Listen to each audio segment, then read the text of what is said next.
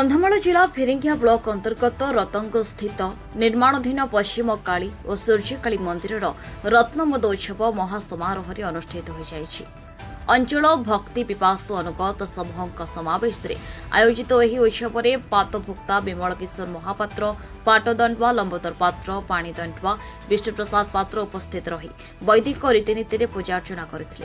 3 दिन धरी अनुष्ठित होता वैदिक कार्यक्रम में कुटी बारी रतंग डामी लता कादुपदार डंगरपड़ा आदि मौजार हजार हजार श्रद्धालु एोगदे। दूरदूरांतर भक्त मैंने आसी शंख हुलहुली संकीर्तन नदिया कीर्तन आदि परिवेषण करने सह आदिशक्ति आराध्या पश्चिम काली सूर्यकाली आशीर्वाद लाभ करते। अंतिम दिवसर निर्धारित मंगर अमृत बेलारे श्रद्धालु भक्तों समागम रे मंदिर रत्नमुद स्थापन करा। आयोजक मंदिर परिचालना कमिटी पक्षर उपस्थित श्रद्धालु भक्त जनसाधारण उद्देश्य अन्नप्रसाद सेवन सुबंदोबस्त करा। कंधमालरू दानियल दिगाल को रिपोर्ट, नारद न्यूज ओडिया।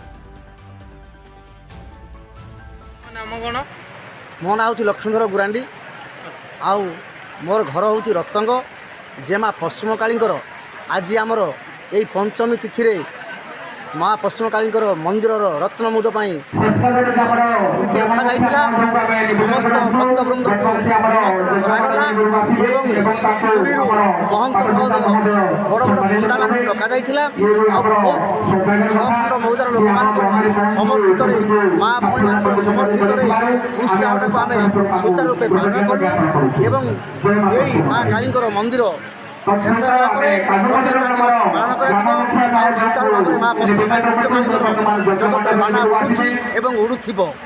और विशेष कहवार उद्देश्य जे माँ काली प्रताप भी अच्छी जिला लेवल ओडिशा लेवल में समस्ते माँ को माँ भक्त मैंने बहुत उत्साह भाव में उपकृत होती सामान्य मनुष्य मात्र माँ विषय किसी कहीपर ना आपण मैंने परीक्षा करूँ माँ सहित जोगसूत्र करूँ निश्चित भाव में मुक्त लाभ करेंगे और माँ प्रताप अच्छी ये मोर गंतव्य नमस्कार।